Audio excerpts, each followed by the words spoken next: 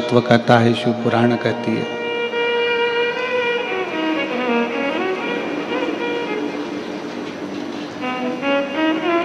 शिव को पाना, शिव भक्ति को पाना बहुत कठिन विषय है।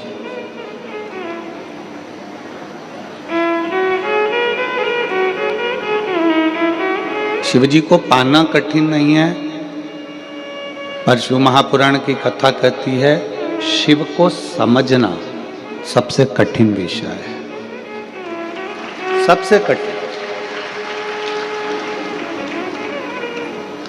शंकर भगवान को पा लेना, एक लोटा जल चढ़ा देना, शिव के मंदिर चले जाना, बाबा को एक अक्षत का दाना समर्पित कर देना, बाबा को अपने मन की बात कह देना, बेलपत्र समर्पित कर देना, ये सब कुछ है।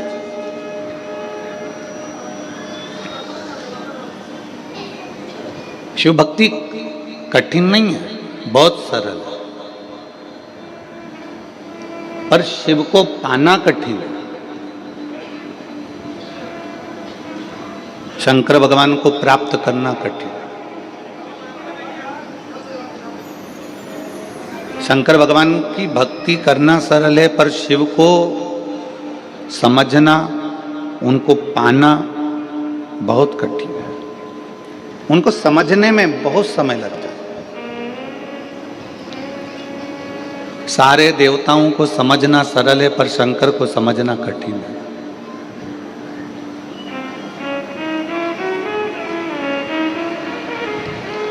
आप शिव को समझ जाएं, ये बहुत कठिन विषय है।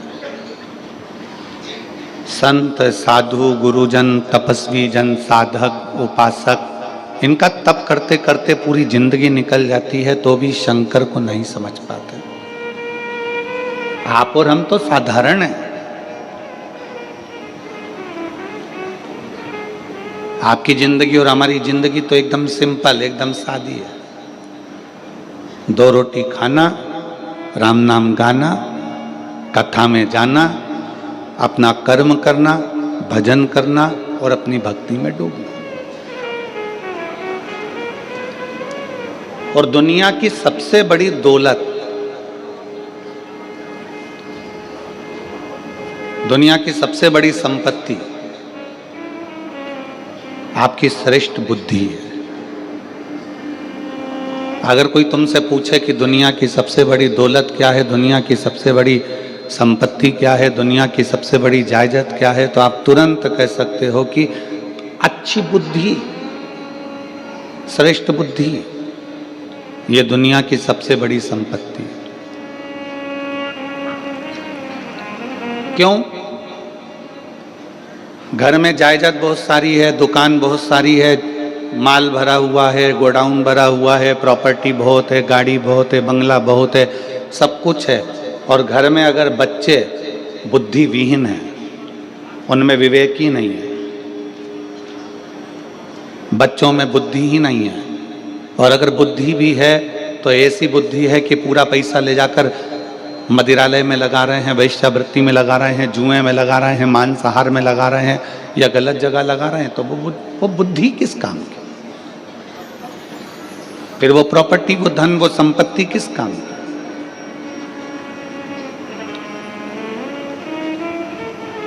दुनिया की सबसे बड़ी दौलत है श्रेष्ठ बुद्धि, और दुनिया का सबसे बड़ा हथियार है आपका धैर्य। थोड़ा शांति रखना, धैर्य रखना, सबूरी रखना, थोड़ा संभल कर रहना, थोड़ा धैर्य बांध कर रखो। हम लोग क्रोध में आते हैं और बहुत कुछ गड़बड़ कर जाते हैं। कई लोग कहते हैं भगवान शंकर विनाश के देवता हैं, कहने वाले कह देते हैं शंकर भगवान संहार के देवता हैं। पर शिव महापुराण की कथा कहती है भगवान शंकर ने संहार किसका करा है वो भी तो समझो। कोई राम नाम जप रहा है तो क्या शंकर भगवान ने उनका संहार करा है? जम के बोलो जरा, जम के बोलो, करा है?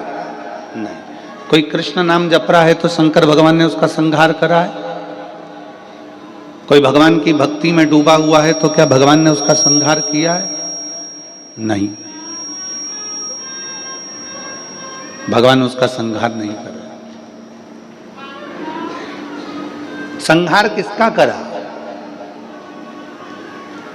जो तप साधना में लगा हुआ है और भगवान की भक्ति में लगा हुआ है और उसकी भक्ति को कोई तोड़ रहा है, उसका संहार किया है। शिवजी ने संहार किसका करा? जो कामदेव सामने आकर खड़ा हो गया और भगवान की अविरल भक्ति को, तप को तोड़ रहा है, संहार उसका किया।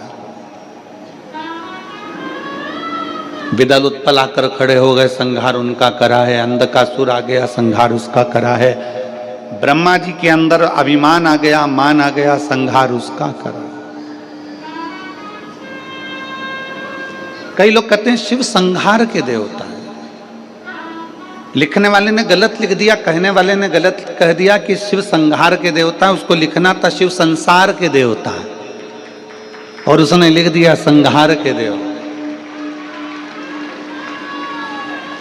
लिखने वाले ने लिख दिया शिव विनाश के देवता हैं, लिखने वाले को लिखना था शंकर अविनाशी है, वो विनाश का देव नहीं।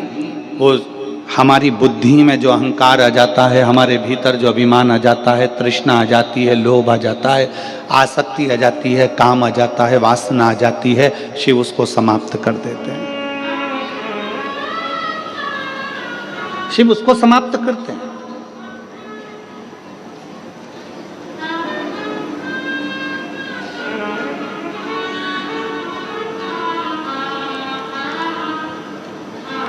अभी महाराज जी कह रहे थे पास में कि इस क्षेत्र में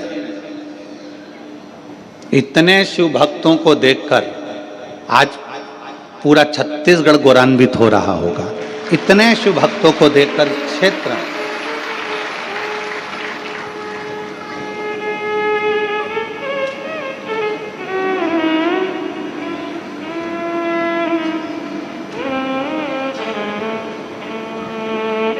जिस क्षेत्र में भगवान शंकर के इतने भक्त हों,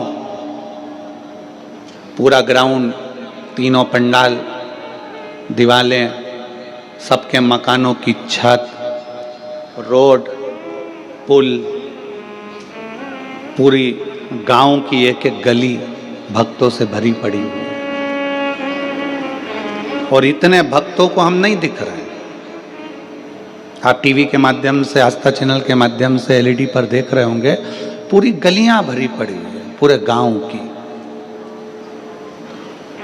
छतें भरी पड़ी हुई हैं। और इतने शिव भक्तों को हम नजर भी नहीं आ रहे होंगे। हो सकता है कि किसी के कानों में इतने चोंगे भी ना लगे होंगे, क्योंकि चोंगे की भी कैपेसिटी होती है। एक कथा में लगभग 500 चोंगे लगते हैं। पर आज हाले कोसा की कथा में वो 500 चोंगे भी कम पड़ रहे हैं और 500 चोंगे से भी ज्यादा शिव भक्त यहाँ पर समा है।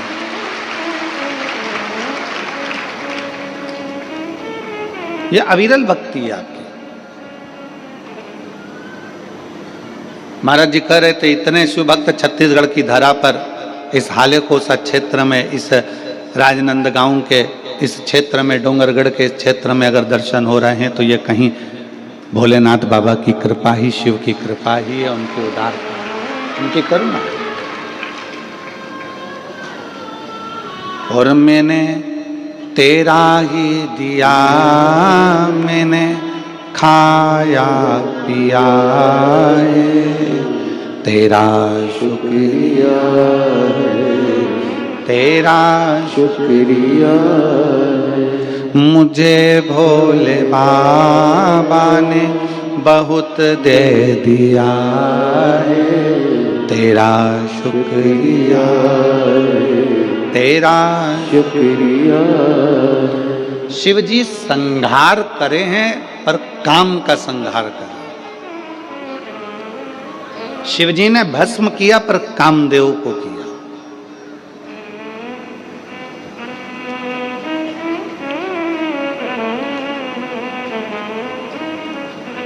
क्योंकि ये भीतर का जो अहंकार है ना, ये व्यक्ति को बर्बाद कर देता है। हमारे भीतर का अभिमान हमें नष्ट कर देता है। क्या मांगते हैं शंकर भगवान?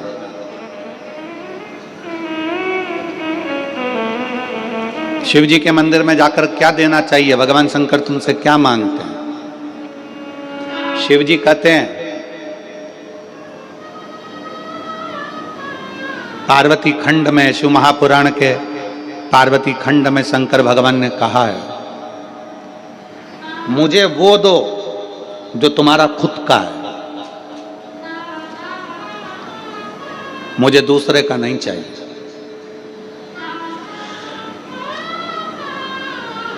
और तुम भी भगवान शंकर से कहा करो, मुझे वो दो जो मेरे हक का है, मुझे दूसरे का नहीं चाहिए, मुझे अपना दो।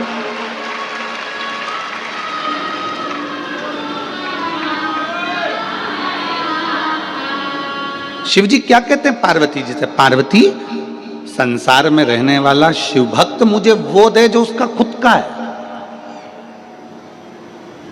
अब खुद का क्या है तुम्हारे पास में जो शंकर जी मांग रहे हैं? पैसा, जिसको तुमने दुकान पे बैठ के कमाया, फैक्ट्री में कमाया, वो तुम्हारा है? जम के बोलो जरा। नहीं। घर, जिस पे तुम्हारी रजिस्ट्री में सिग्नेचर हुआ, ठप्पा लगा, साइन हुए, वो तुम्हारा है? नहीं। कपड़े, वस्त्र, आभूषण, पैसा, दौलत, गाड़ी, बंगला, वो तुम्हारा है? नहीं। फूल तुम्हारा है? नहीं। जल तुम्हारा है?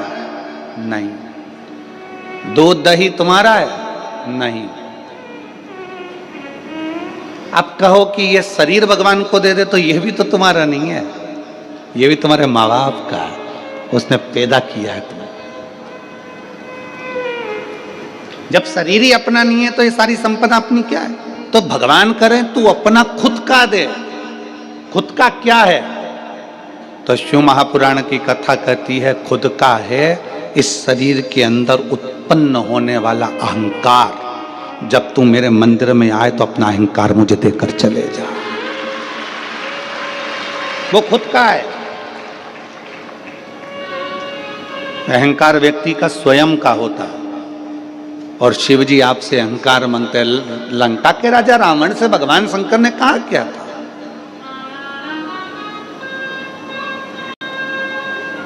भगवान शिव लंका के राजा रावण से बोले ही क्या थे? रावण से बस उन्होंने एक ही बात कही थी, रावण मैं तुझे सोने की लंका दूंगा, मैं तुझे राज सिंहासन दूंगा, मैं देवलोक का राज्य दूंगा, मैं पूरी प्रॉपर्टी दूंगा, मैं तुझे अच्छा परिवार दूंगा, पूरा वंश भरा हुआ दूंगा, तेरा राजसी शासन दूंगा, पूरा ठाट दूंगा, बीच समुद्र में तेरी लंका को बसा दूंगा। रावण बस एक काम करना कि तू मुझे कुछ देना चाहे मत देना, अहंकार मुझको दे देना, सब कुछ दूंगा, पर तू अहंकार मत लेकर, तू अभिमान मत रख। ऐसी कौन सी चीज है रावण में जो तुझे नहीं दे सकता? क्योंकि तू मेरा भक्त है और तू मेरा प्रिय भक्त है। रावण ऐसा क्या है जो मैं तुझे नहीं दूंगा? सब कुछ दे दूंगा, बस तू अपना अहंकार मेरे दरवाजे पर आकर छोड़ देना, अपना अहंकार।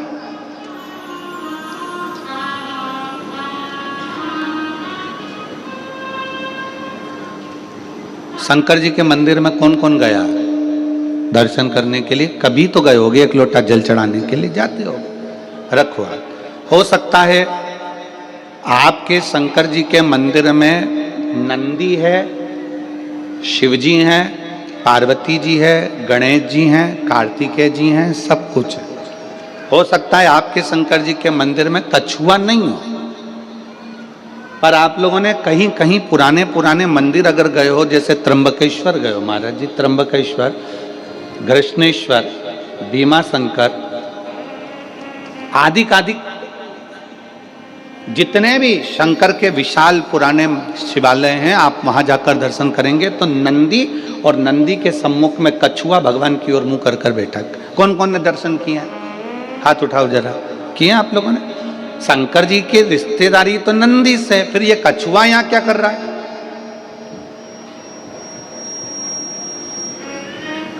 शिव जी के मंदिर में कछुए का क्या काम आ गया? पत्थर का कछुआ बना रहता है, पाषाण का कछुआ बना रहता है, तो कईयों के मन में विचार आता है कि शंकर जी के मंदिर में तो नंदी होना चाहिए। शिव जी के मंदिर में सामने नंदी होता है तो कछुआ भी होता है, शंकर के मंदिर में कछुए का क्या काम है? ये कछुआ क्यों है? शंकर भगवान इस कछुए को अपने पास में क्यों रखे हैं? शिव जी को तो नंदी रखना चाहिए, फिर कछुआ क्यों? कछुए को भगवान शंकर अपने पास इसलिए रखते हैं, जब कोई उसको तंग करता है तो वो अपने हाथ पैर मुख सबको समेट लेता है, सबको समेट लेता है और अंदर समेट कर बैठ जाता है। जब तक उसको परेशान करने वाला नहीं चले जाता तब तक वो समेटा की समेटा बैठा रहता है, हिलता भी नहीं, डुलता भी नहीं। शिव कथा कहती है, भगवान शंकर के मंदिर का कछुआ कहता है, अगर संसार के लोग तुम्हें ताना देने लगे, अपशब्द कहने लगे, तुम्हें तंग करने लगे, तो अपनी इंद्रियों को समेट कर शंकर के चरणों में स्थिर होकर बैठ जाना, शंकर तुम्हारा कल्याण कर। स्थिर होकर बैठ जाओ। शिव जी के मंदिर में कछुआ क्या करता है? कछुआ क्यों रखा जाता है? शंकर के मंदिर में पत्थर का बना कछुआ हमें प्रेरणा देता है कि अपनी इंद्रियों को संयमित रख लो। जब कोई परेशान करे, कष्ट दे, तकलीफ दे, कुछ मत बोलो, अपनी इंद्रियों को बस में कर लो। अपनी इंद्रियों,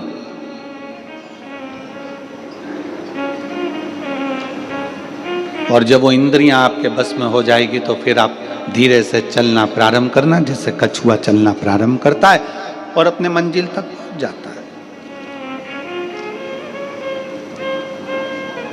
कछुआ क्यों शंकर जी रखें? क्योंकि कछुए में एक और श्रेष्ठ बात है।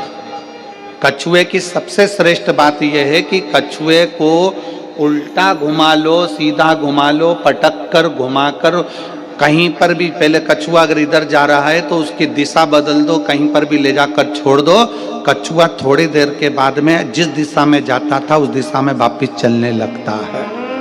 कछुए का नियम है, वो अपनी दिशा नहीं छोड़ता।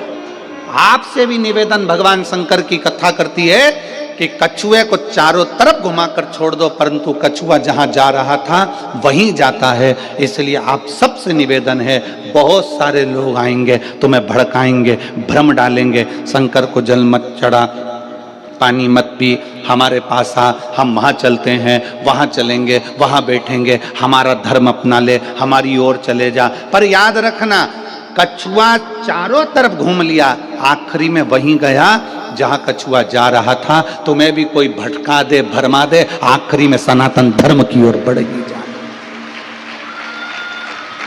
आखिरी में शिव तत्व की ओर जरूर जाना, भगवान शंकर की शरणागति की ओर जरूर जाना। एक लोटा जल चढ़ाने के लिए शंकर के शिवालय में, मंदिर में जरूर पहुंचो, जरूर।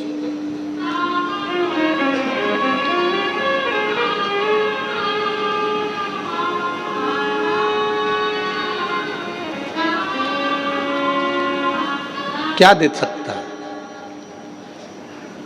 क्या प्रदान कर सकता है? शिव कहते हैं कि मुझे तुम्हारा अपना दो, अपना, तुम्हारा खुद का क्या है तुम्हारे पास? शरीर तो तुम्हारे माँ बाप का दिया हुआ, जमीन जायदाद, घर, गाड़ी, बंगला, पानी, सब कुछ मेरा दिया हुआ है, दूसरे का दिया हुआ है। तुम्हारा खुद का, तुम्हारे भीतर का अहंकार है,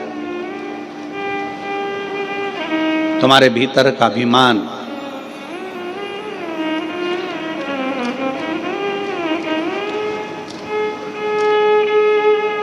मैं दिनेश जी आपको साधुवाद देता हूं कि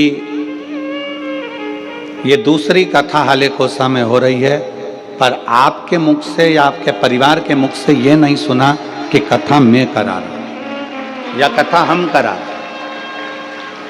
आपके परिवार के मुख से जब भी सुना तो एक ही चीज सुनी, और आपके मुख से भी जब भी सुना तो एक ही चीज सुनी कि ये कथा स्वयं शंकर भगवान कराते हैं और डोंगरगढ़ वाली माता कराती है, बाकी का कोई। इनकी सहजता इस चीज में, जिससे भी बात करो इनके परिवार से, शिव जी करा रहे हैं, डोंगरगढ़ वाली माता करा रही है।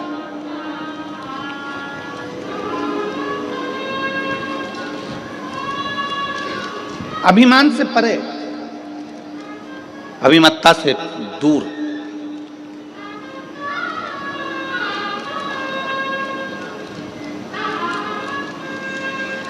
शिव कथा कर रही है, भगवान शंकर का चरित्र कर रहा है। शिव महापुराण की कथा कहती है, रावण से भगवान शंकर ने कह दिया था कि तू अपना अभिमान मेरे चरणों में जब जब मिलने आए, जब जब तू दर्शन करने आए, तो अपना अभिमान मेरे पास छोड़। तो जब मेरे पास में आए तो तेरा अभिमान मेरे साथ में रहे।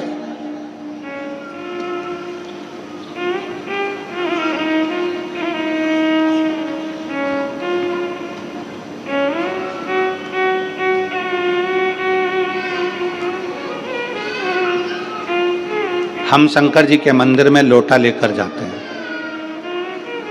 एक लोटा जल, जम के बोलो सारी समस्या का हल। हम शिव जी के मंदिर में एक लोटा लेकर जाते हैं। लोटा दर्शाता है हमारे मस्तिष्क को, हमारे शरीर को, हमारे पूरे विग्रह को लोटा दर्शाता है। अगर आप लोगों ने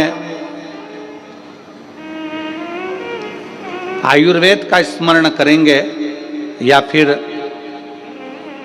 आप शास्त्रों को उठाकर नहीं देख सकते तो गूगल को सर्च मारना, यूट्यूब पे सर्च मारना, गूगल पे सर्च मारना कि गिलास का जल और लोटे का जल दोनों में जमीन आसमान का अंतर है।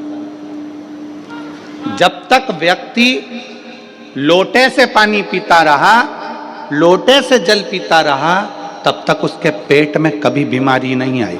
उसने ये अंग्रेजों का लाया हुआ गिलास का पानी पीना चालू करा, तब से बीमारियां पेट की इतनी बढ़ गई कि व्यक्ति को दुख का जीवन जीना पड़ा।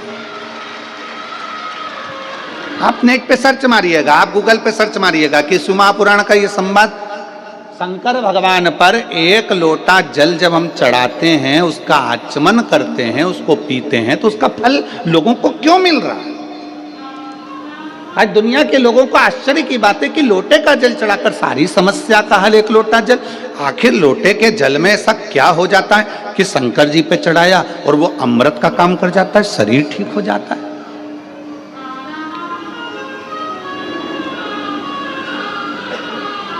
एक महिला यहां पर बैठी हुई है, एक मां यहां बैठी हुई है, जिनका रजोधर्म नहीं आता था, जो रजस्वला नहीं होती थी, रजोधर्म नहीं आता था। 17 साल तक औलाद नहीं हुई, रजोधर्म आता ही नहीं था। डॉक्टर ने कह दिया कि तुम्हारा रजोधर्म नहीं आता तो तुम्हें औलाद हो भी नहीं सकती।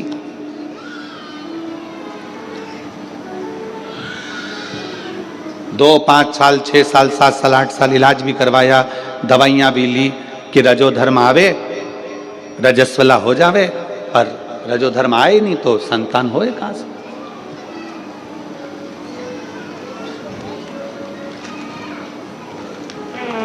उसने पत्र में लिखा,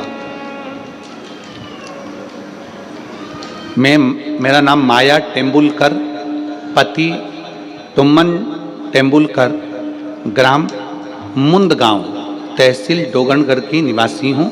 मेरा मोबाइल नंबर ये है। कहीं बैठी हो तो हाथ हिला सकती हैं, अगर कहीं बैठी हो तो हाथ हिला सकती हैं। मेरा नाम माया टेम्बुलकर, पति टुम्मन टेम्बुलकर, ग्राम मुंदगांव, तहसील डोंगरगढ़ की निवासी हूँ। मेरा मोबाइल नंबर ये है। कहीं बैठी हो तो हाथ हिलाइएगा, रोइए मत, हाथ हिलाओ, हाथ हिलाओ।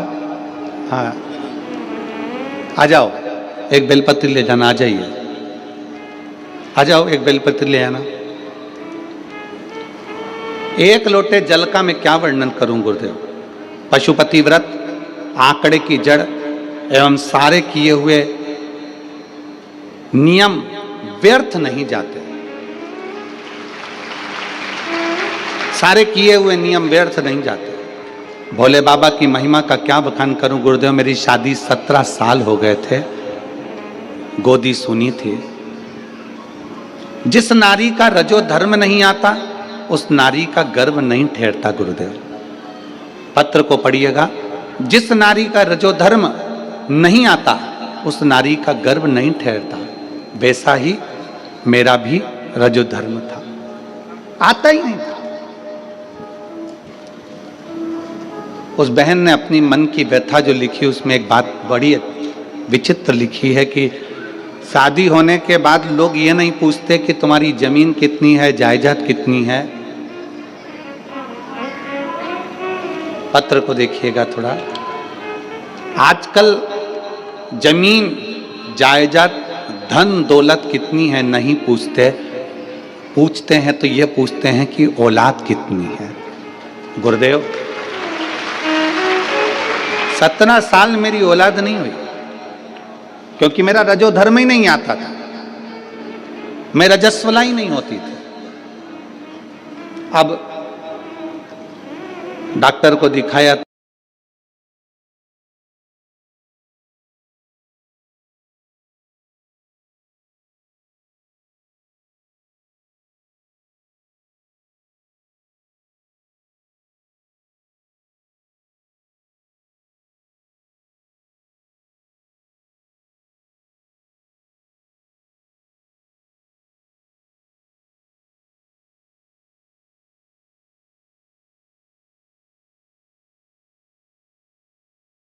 सीहोर जाके कंकर शंकर का पूजन कर।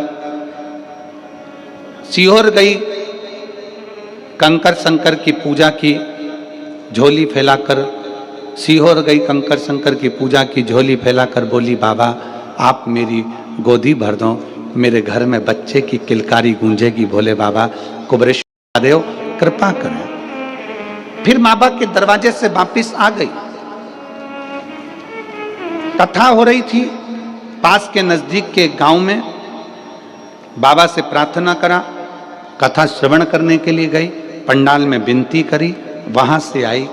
पर रजो धर्म नहीं आता तो संतान कैसे होगी, विश्वास तो नहीं था।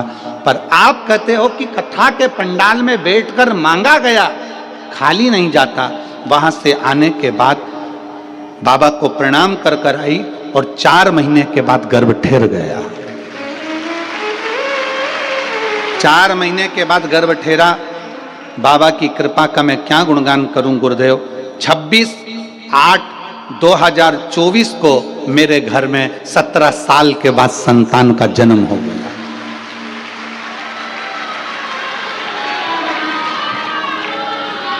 अब शिव तत्व किसको कहते हैं, शंकर किसको कहते हैं।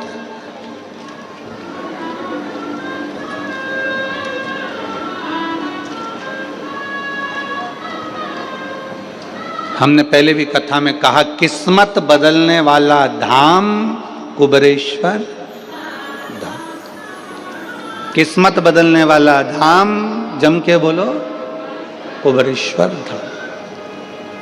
लिखे लेख को भी जो पलट दे, देवता का काम है, विधाता का काम है भाग्य लिखना।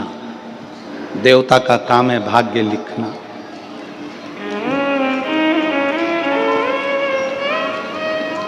देवता का काम है भाग्य लिखना।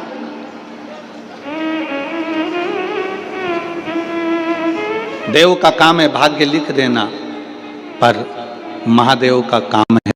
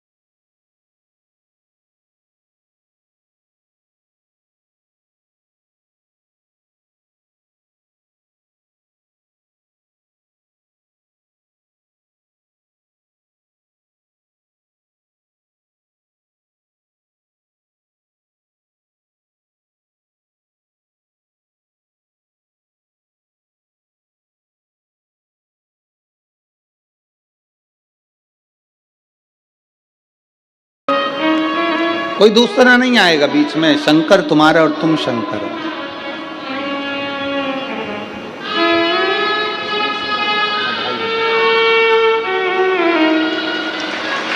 शंभो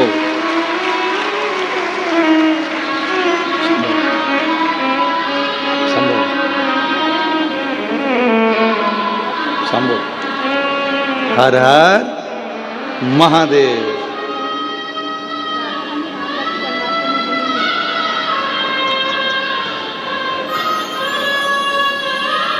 हर हर महादेव महादेव।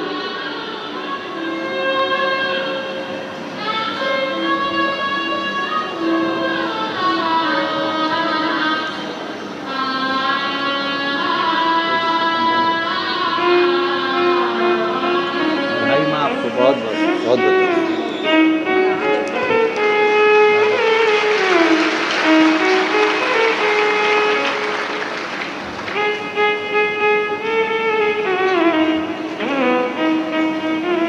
एक विश्वास अपने भीतर उत्पन्न करो, एक भरोसा।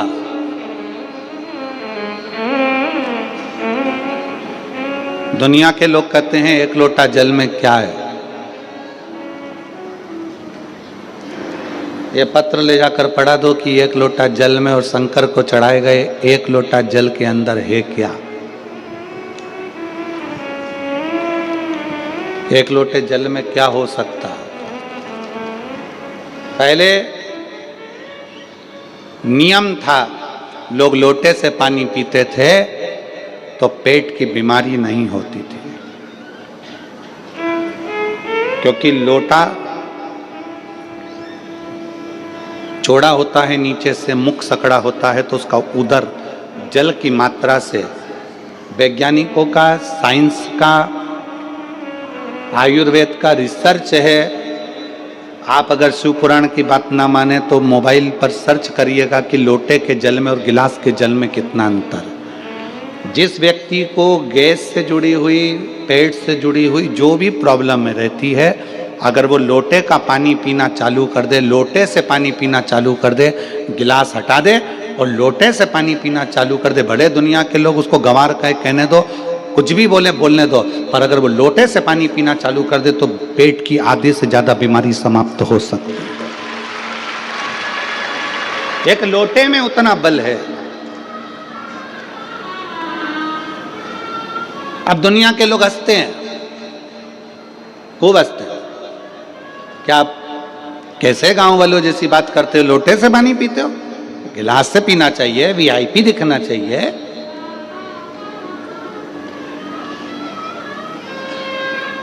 हमें महाराज जी आपके सबरी नारायण में जब हम आए थे, हम सबरी नारायण में जब पहले कथा करने, साल हो गया, कितना साल हो गया, 15 में आए थे हम साधुता। 2015 में जब सबरी नारायण आए थे तो महाराज जी के विनय निवेदन पर महाप्रसाद पाने के लिए मंदिर गए, और सबरी नारायण मंदिर में जब महाप्रसाद पाने के लिए गए तो हम इनको देखकर बड़ा अच्छा लगा।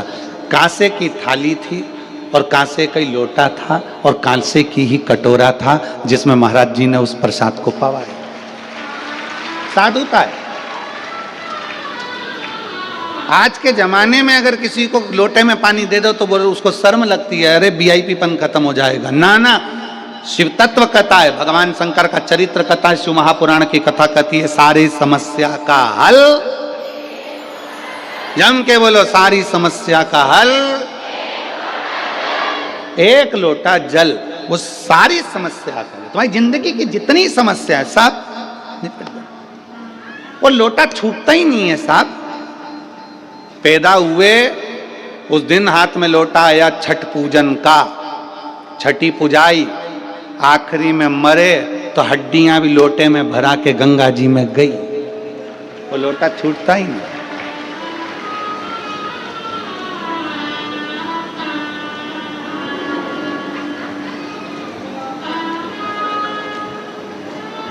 प्रयागराज में कौन सा मेला भराने जा रहा है?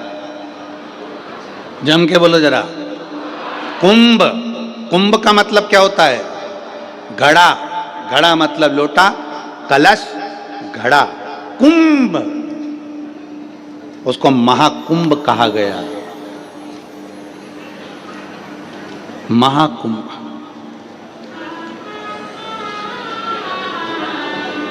उस महाकुंभ के पर्व में जाकर मात्र त्रिवेणी के घाट पर पहुंचकर स्नान करने से व्यक्ति की जिंदगी की सारी समस्या अपने आप समाप्त हो जाती है, दुख मिट जाता है। महाकुंभ। और आप लोगों को तो मौका मिला है 10 फरवरी से 16 फरवरी तक 21 नंबर सेक्टर, पीपा पुल नंबर 1, सतुआ बाबा शिविर, जहाँ पर त्रिवेणी के घाट पर शिव महापुराण की कथा 7 दिन तक रहकर कथा भी सुनो, प्रयाग का स्नान भी करो और बाबा की सुंदर आनंदमय लीला का दर्शन करो। सबको मौका है। जो कुंभ में आने वाले हैं उनसे निवेदन है प्रयास करना। जो पहले ना जा सकें वो बाद में 10 फरवरी से 16 फरवरी तक कुंभ के मेले में आओ। पीपा पुल नंबर 1, 21 नंबर सेक्टर, सतुआ बाबा शिविर में सुंदर कथा का रस तत्व ग्रहण करो, अपने जीवन को सफल करो। कुंभ का कुंभ आनंद भाव, दर्शन, स्नान और अपनी कथा, शिव तत्व को जानना।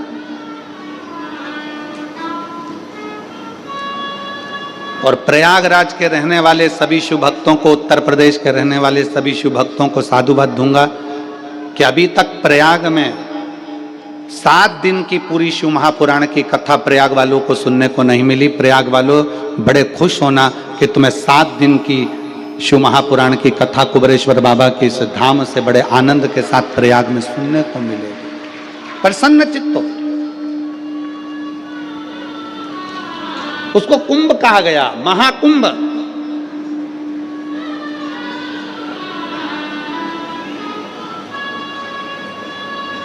घड़ा, कलश। हम जब भगवान शंकर को कुछ देने के लिए जाते हैं तो वो हमारे भीतर की अभिमत्ता, हमारे भीतर का अहंकार हम शंकर को सबसे पहले दे दें, सबसे पहले। और कितना सुंदर कहा है, काशी में माता पार्वती जी ने भगवान शंकर से एक प्रश्न किया। जिस समय पर अशोक सुंदरी को माता पार्वती जी प्रकट कर रही थी अशोक के वृक्ष से, उसके पहले जब देवाधिदेव महादेव वहां से जाने लगे किसी कार्य के लिए तो माता पार्वती जी ने रोक लिया। शंकर जी को रोककर पार्वती जी हाथ जोड़कर एक विनय करें, एक निवेदन किया।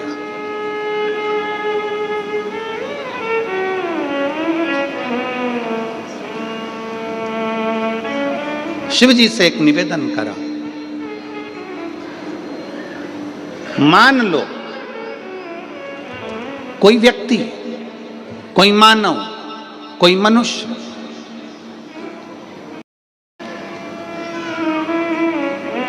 मान लो कोई व्यक्ति, कोई मानव, कोई मनुष्य कुछ शिव जी के मंदिर में आया, शंकर के मंदिर में आया,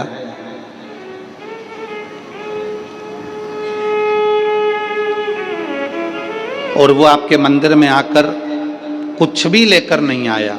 मान लो शिवालय आया, ना पानी लाया, ना पुष्प लाया, ना बेलपत्री लाया, ना जल लाया, ना दूध लाया, ना दही लाया, ना अक्षत लाया, बस शंकर के मंदिर में आ गया। उसने कुछ नहीं दिया, कुछ भी नहीं दिया। क्या शिव उसकी झोली खुशियों से भरते हैं? क्या शंकर उसकी खुशियां उसे प्रदान करते हैं? शिव महापुराण कहती है, शंकर का चरित्र कहता है, शिव तत्व कहता है, काशी की पवित्र धरा की यह कथा कहती है। शंकर कहते हैं पार्वती से, कोई शिव भक्त मेरे मंदिर में आया, कुछ भी लेकर नहीं आया, ना जल लाया, ना दूध लाया, ना बेलपत्र लाया, ना फूल लाया, ना पंखड़ी लाया, ना धन लाया, ना दौलत लाया। पार्वती वो मेरे पास आ गया, उसने अपना कीमती समय निकाल कर मुझे दान दिया है समय का, इसलिए उसके भी अंतिम समय में मैं उसको समय का दान दे दूं। उसके अंतिम समय में समय का दान देता हूं। और जीवन में चाहिए क्या? समय तो चाहिए। चाहिए क्या?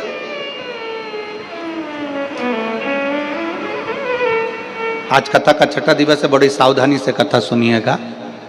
टाटा और बाय बाय के चक्कर में कथा ना रही।